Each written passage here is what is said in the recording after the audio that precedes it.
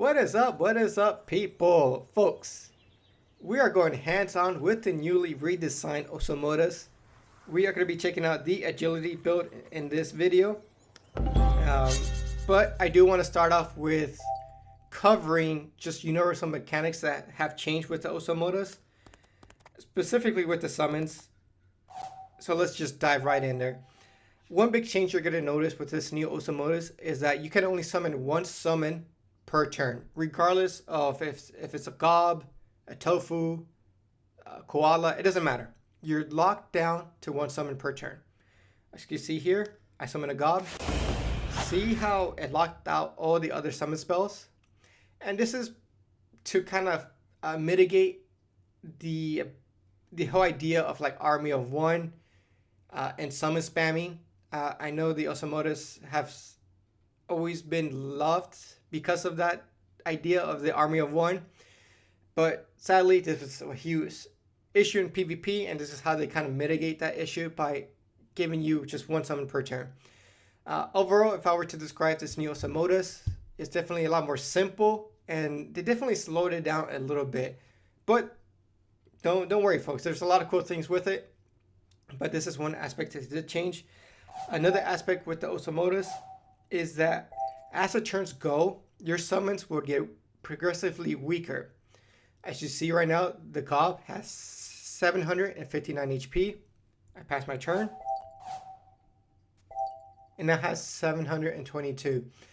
This is to kind of lean to the idea that these summons are meant to be more utility than something that you invest a lot of stuff into, and something that's supposed to like just stick on the board.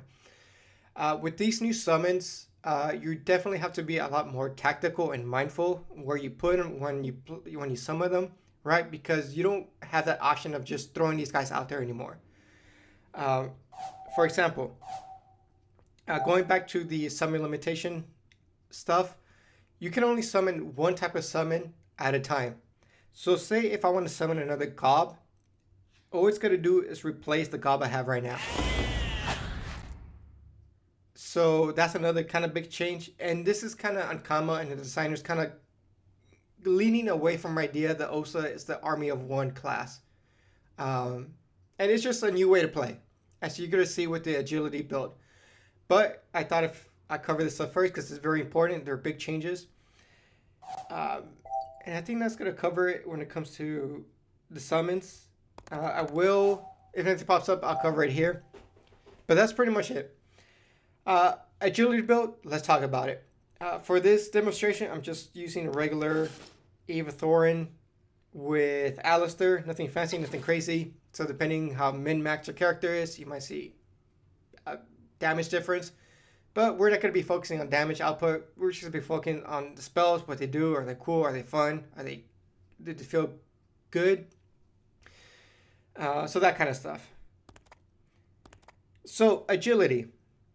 Agility build got shifted and refocused to be more of a tanky, in-your-face sort of build. So if you like that kind of gameplay where you just like to be up close in the middle of the fray, this is a build to look at.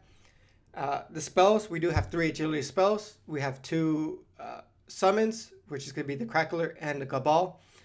First off, we do have Lashing Claw. So Lashing Claw is just a mid-range spell. Pretty straightforward, direct damage. One big thing about this is that this is straight up, this is steel damage. So this is kind of leaning into the idea that you're supposed to be tanky and bulky. This is an attribute that is kind of derived from the Earth Osa on PC. The Earth Osa over there, of course, has a Crackler and a Gob, similar here. But since we don't have an Earth build for the Osa, that stuff kind of got retrofitted into agility. So that's where you might see a little bit of disconnect when it comes to contextual stuff. Because when you think of agility, you think of something's fast, something's light, agile, like slippery, right? But here's totally opposite. This is the tanky build. So that's something to keep in mind there.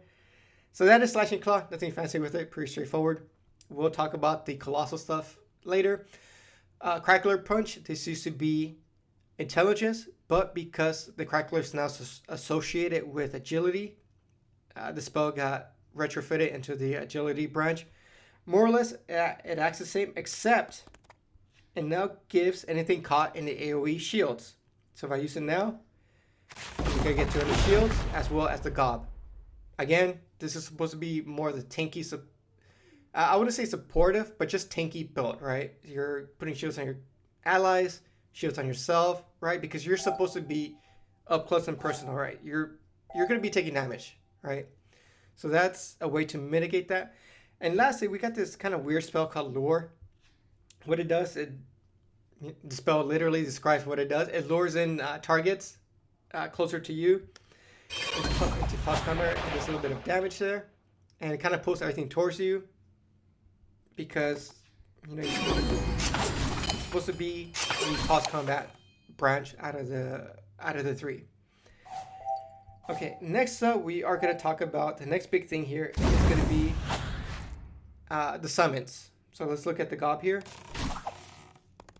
The gob more or less works the same as it did back when it was chance. It's got a spell. The big difference is it does have a spell where it does put your enemy targets into the gravity state. A little situational, but definitely it's good to have if you want to lock down something from jumping around. And then the other spell it has is just a straight up gob bite, and it's going to reduce dodge. Okay. So it's going to keep your opponent locked down into that place. And of course, you have attraction. I would say definitely the gob is definitely the weakest out of the two agility summons. That's because like gravity is nice, but if it gets killed, which most likely it will be, it only has 600 HP, definitely PVM. You know, your monsters or enemies are going to easily get out of that gravity state just by killing the gob. So that's something to be mindful of. But that's the gob in a nutshell. Nothing crazy. Next up, we're going to look at the Crackler. The Crackler is going to be definitely your big main summon here. This is the guy you're going to be using to deal damage, but also the big thing with it is that it gives shields. So imagine this. You shield yourself, 200 shields, or you give shields to something else. Kind of spread that around. And you could keep this Crackler in the back, right? It's in the back row, just throwing out shields, being more supportive, which is super cool. But also, you know, it stacks. With Crackler Punch, now I have 400 shield. That is crazy. That is crazy. That is insane, and I'm digging it. I love it. So that's a way you could mitigate a lot of damage too, like every turn. Super cool. Other than that, it just has two damaging spells. It just has Crushing, which is an AoE spell similar to Crackler Punch. So you could double up on that AoE damage. And it does have this other spell, which I don't know what the name of this is, but it does damage and it tries to remove 2 AP from the target. So to be a little bit nuanced. HP wise, it does have 800, so you know it could probably get one-shotted with a crit of a weapon. But with the shields on it, it's gonna live at least like 2 hits. So it's a little sturdy, it's a little bit bulky, as I would expect a monster made out of rock would be. I think that covers the spells, the summons, and let's talk about the last thing in the room. Let's talk about the elephant in the room, and that is transformations. Transformations work by using the animal form.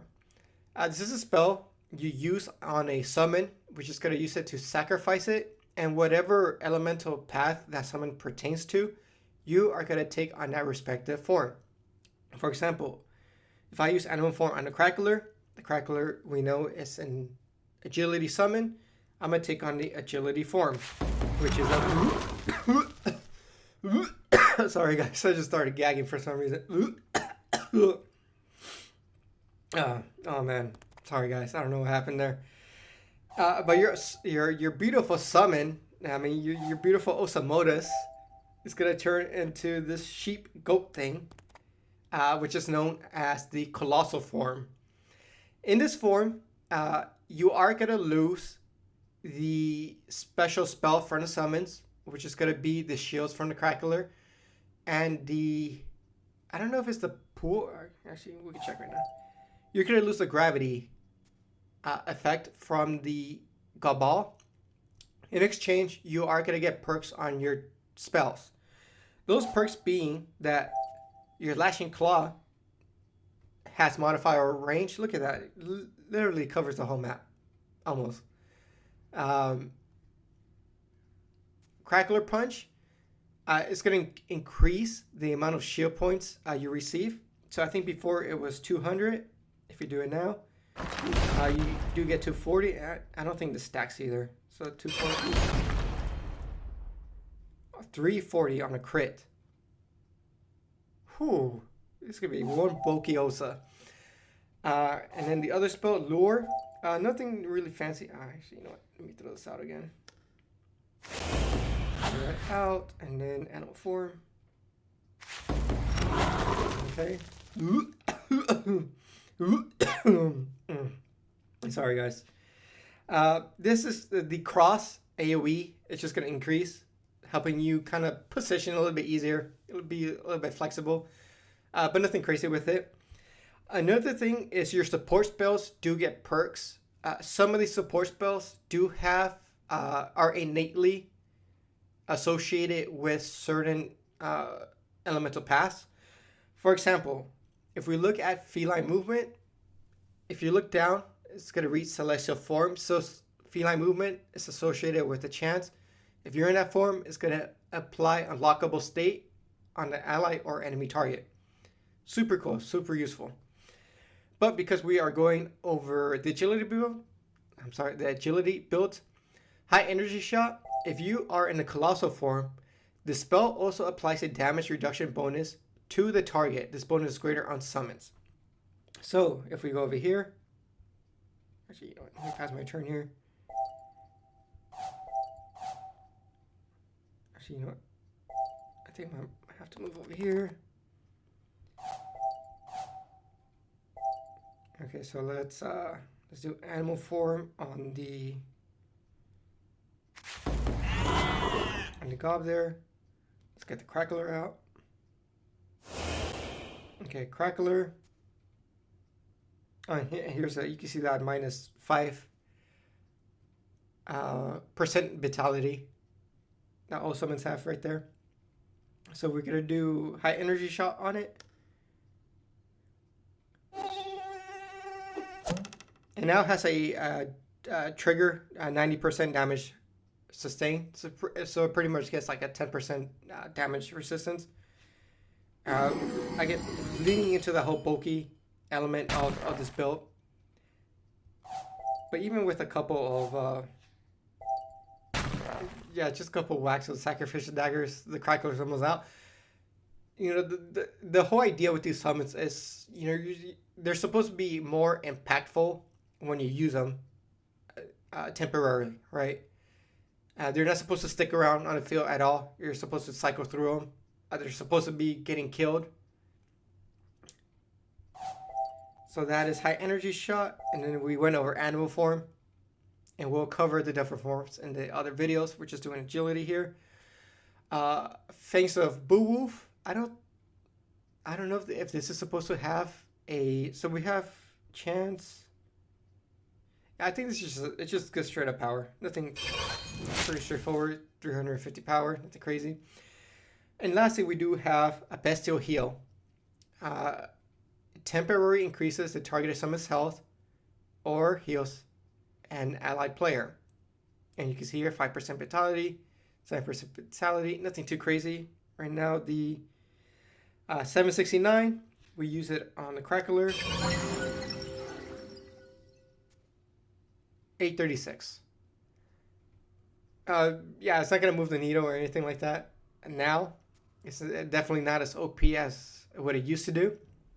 But if you are in the dragon form, this bow no longer requires line of sight. Again, folks, I do want to remind you guys that this is beta. Things are subject to change. I think things can be tweaked from day to day here.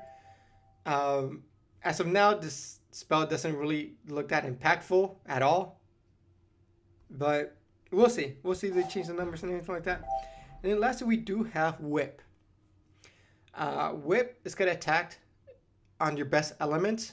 So regardless of what elemental path you use, it's going to deal damage in that path.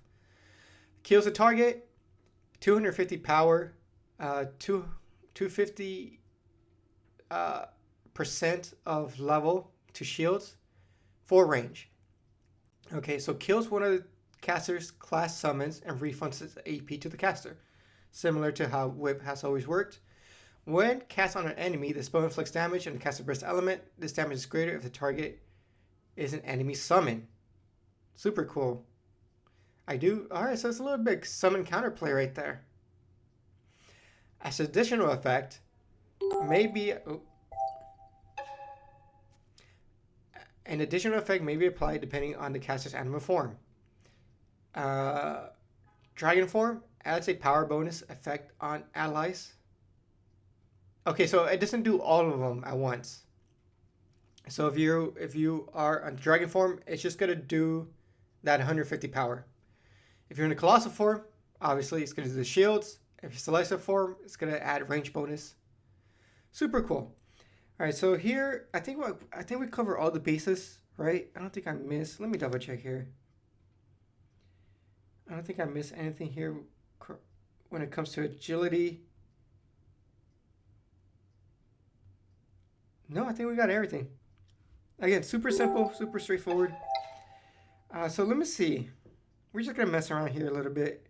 So if we have... All right. You know what? It doesn't give me the shields, though. So this does not apply to yourself. When cast on an enemy... Okay. Add shield effects on allies around the target. Okay, so let's say this is my little ally here. Little gob.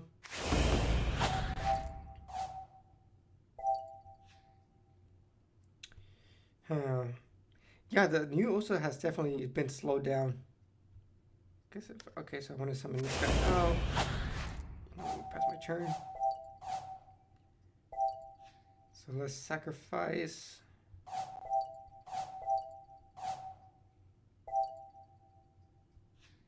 Okay, so let's sacrifice the...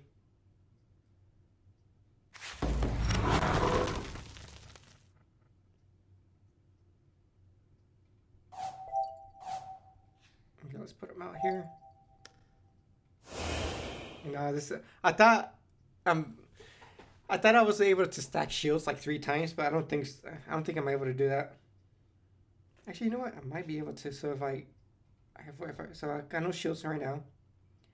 So I whip you. I did not get the shields. This is just crackler only? Because I could do this. Shields there. And I can get shields here.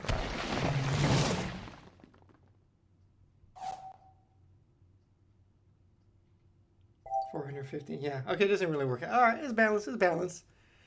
So here, let's look at the crackler. So if I like fully buff the crackler, let's see what the extent of it is. So I do high energy shot on you. Let's do some power stuff. 61 vitality, man, that's like nothing. Let's do some shields, maybe. That's this laggy. Come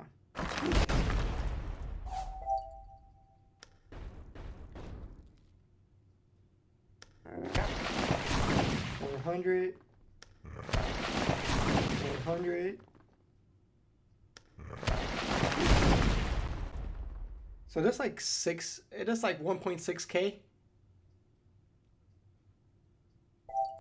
Which is not bad.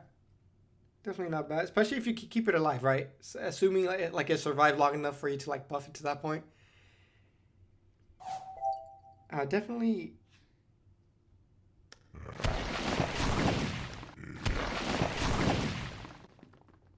And I could give shields here. So how much AP do you have without the... You have 7 AP. So with the high energy shot, you're squeezing out another 400 damage out of it, pretty much. Now let's check out the cob. We do a high energy shot. All right, you know what? Let's end our turn. So the gob just by itself, it could just do this. Oh, that's it. Alright, what if we do this? So we could do 2 of these. 3 AP, 4.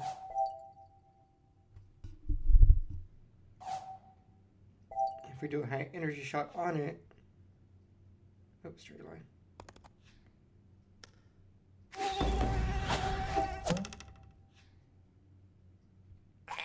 One.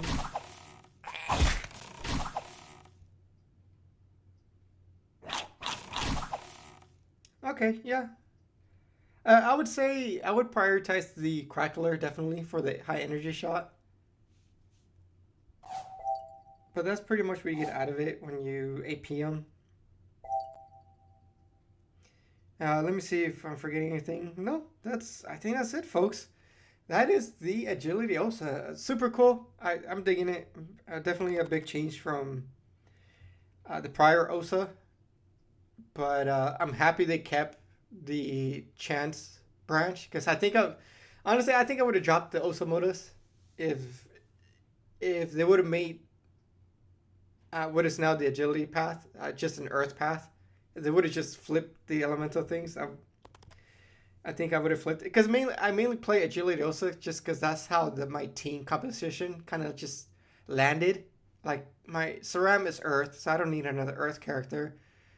My Inu's Chance, and then my Eni is Intelligence, right? So the only reason I've always played Agility Osa just because that was the only slot I needed, and I liked Osamodas. But let me know what you guys think. I think this is cool.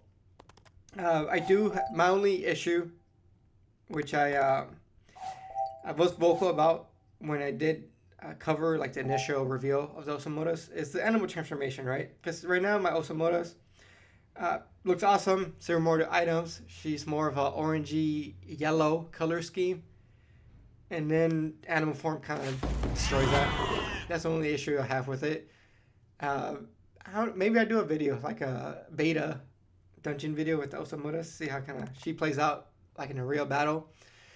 But yeah, I'm kind of digging the fact that it's definitely a lot more constrictive when you compare it to the previous Osamodas. But I do appreciate the simplicity. There's beauty. There's a little bit of beauty within the simplicity of it.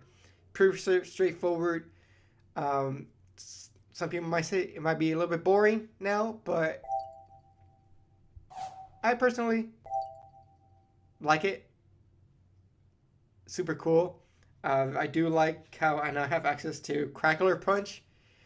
In my build, obviously I'm a little bit biased because I do play agility. So I'm excited to have a nice farming spell where in the Earth branch. I'm sorry, in the Air branch. But all right, folks. In the next videos, we are going to cover Chance, and then we are going to finish it off with Intelligence. So keep an eye out for those. Until next time, this has been Challenger EX. Take care of yourself and peace.